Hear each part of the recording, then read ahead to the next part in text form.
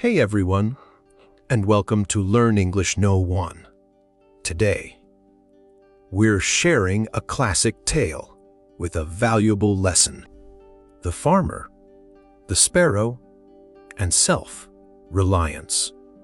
Once upon a time, in the heart of the Midwest, there was a farmer named Old Man Johnson. He was about 60 years old, with weathered hands and a kind, twinkling eye. Now, Old Man Johnson, he wasn't one to let the grass grow under his feet. In the spring, he tilled his 20 acres of land and planted his corn crop with the precision of a man who'd done it all his life. Not long after, a tiny sparrow, about 2 years old, with feathers the color of sun, baked earth, and a song like a tinkling bell, decided to make her nest right in the middle of Johnson's cornfield. She carefully wove together bits of straw and mud, tucking her home between the tall, green corn stalks.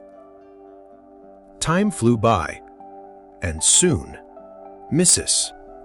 Sparrow laid her eggs, small and speckled, nestled snugly in her nest.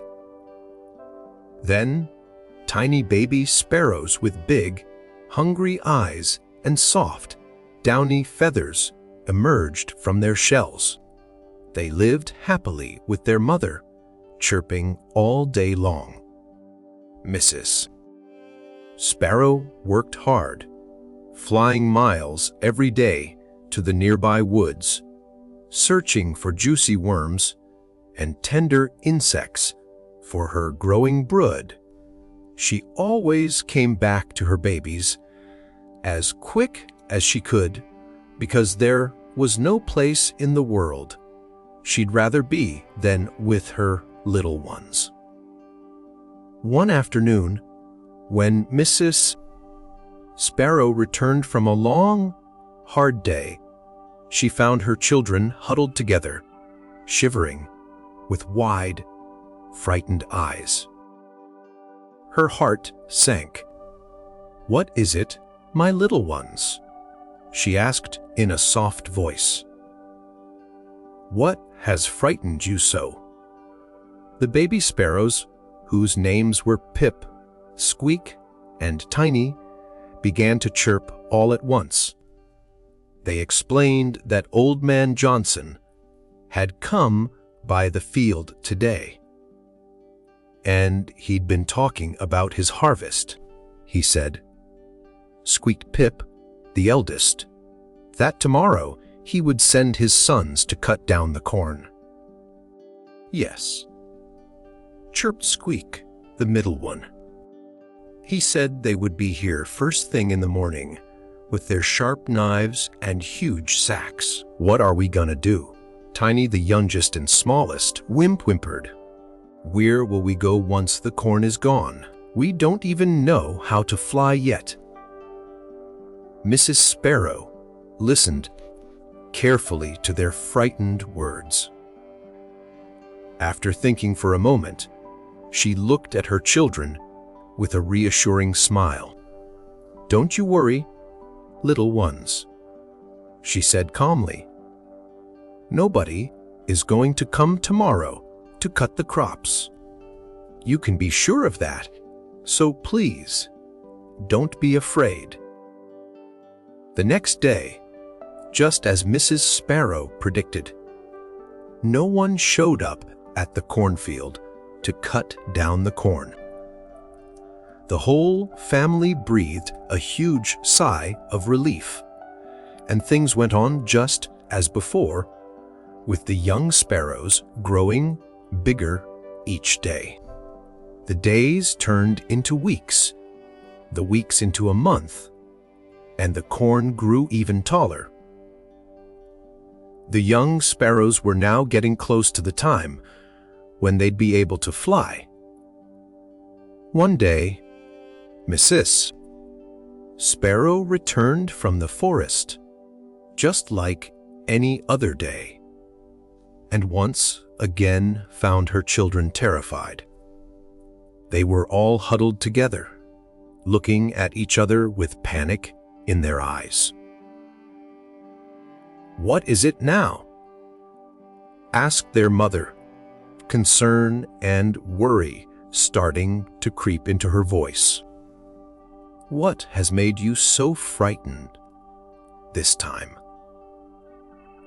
The baby sparrows began to chirp out the story.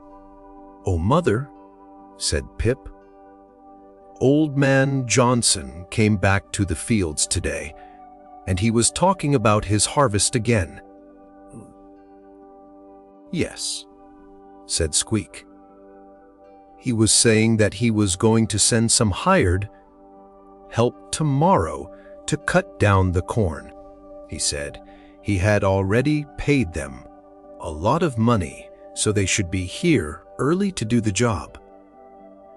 Mrs. Sparrow looked at her babies with kind eyes.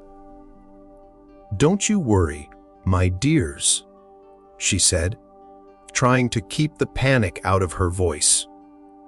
"Nobody is going to come tomorrow to cut the crops.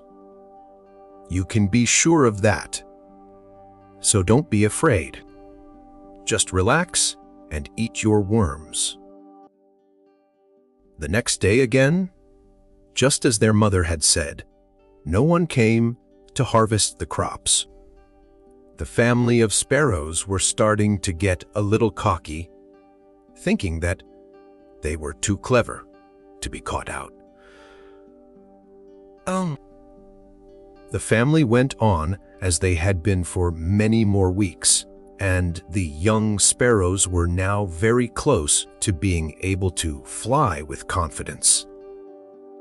One day, Mrs. Sparrow came back from the woods and listened to her children as they told her something strange that had happened while she was away. "Mama," Pip said, "Old Man Johnson came by again today, and he was talking about harvesting his crops." "Yeah. We know that's not going to happen, though." Squeak piped up with a bit of a sneer in his voice.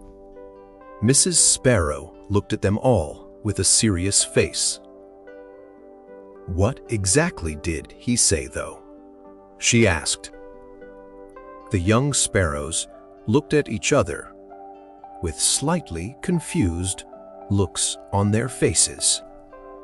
"Well," said Pip, "he was saying that he had wasted a lot of time depending on other people to do his work.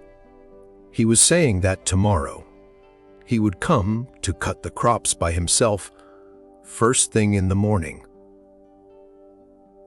Mrs.